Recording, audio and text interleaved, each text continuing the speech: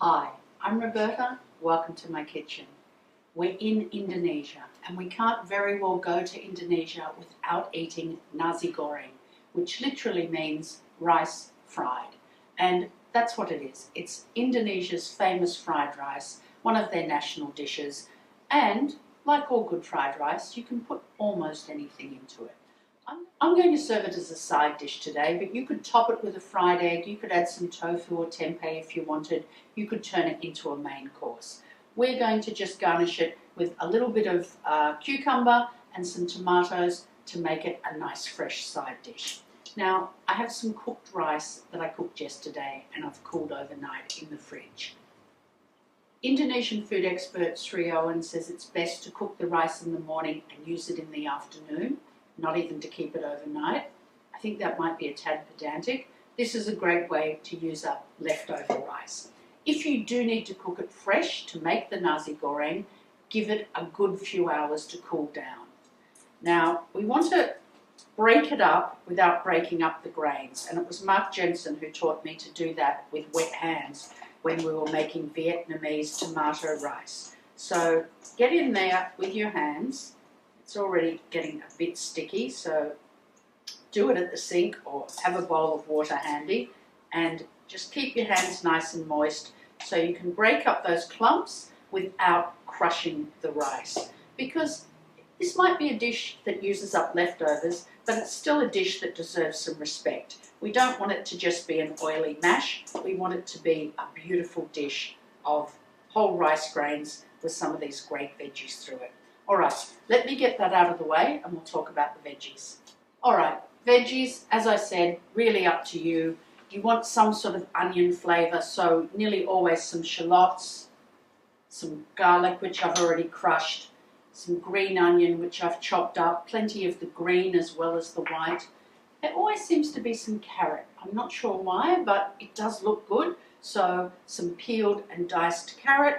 And then on the side, I'm going to serve some slices of cucumber and some of these gorgeous little grape tomatoes, which I'll just halve and we'll have them ready to go. You could certainly make the fried rice without anything on the side, but this suits me. I'm serving my Nasi Goreng with some roast chicken and I just want a little veggie accompaniment. All right. The sauce. The sauce is pretty important, isn't it? Some ketchup mayonnaise, some soy sauce, some sambal oelek, and a little bit of tomato paste or tomato puree. That's going to go in to give our rice a beautiful colour and the sweet and salty, spicy taste that we want it to have. I'll finish slicing this cucumber and then we can go to the stove and get cooking. So I've got my oil heating up there over a nice high heat. In with my shallots, carrot and garlic,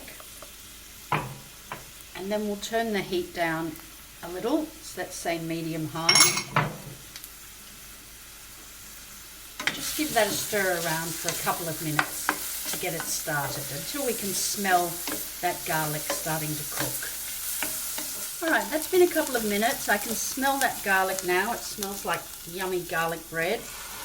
In with all our sauce ingredients, which I'd already combined in one bowl, and give that a good stir. Let's turn the heat down to medium now, and we'll just cook that for about 5 minutes on a medium heat, giving it a stir regularly until that carrot is nice and tender.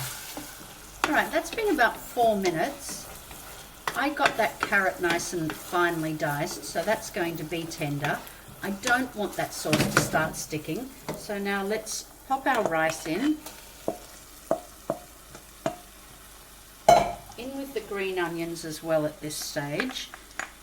And rather than the wooden spoon, I think the spatula is going to do a better job because, as I said, I don't want to break up those rice grains. I just want to fold them through.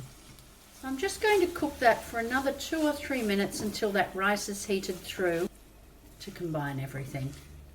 Okay, here it is. I'm really happy with that because those rice grains have stayed nice and intact. smells fabulous. I know it's going to taste fabulous. And we'll just pile it up on here. Now, as I said, the cucumber and tomato, you don't have to add those. You can just make this a fried rice as a side dish if you like. I wanted a bit of colour and a bit of freshness to go with this one. That's entirely up to you. And you could certainly put them on another plate too if you don't want your hot and your cold together. Again, I quite like that. There we go. Yum, yum, yum. And we'll finish it off with some deep fried shallots. Hopefully ones you've made yourself, but if you haven't, you can cheat like me and just use some that you've bought from the Asian store. If you do that, store them in the fridge because they are cooked in a lot of oil and they do go rancid quite easily. Yum. Let me just do a taste test for you. Perfect. Really, really good, and those grains are still intact. Got a nice hit of chili. If you're not a chili fan, pull the sambal oelek back. Enjoy. Nasi Goreng. How easy was that?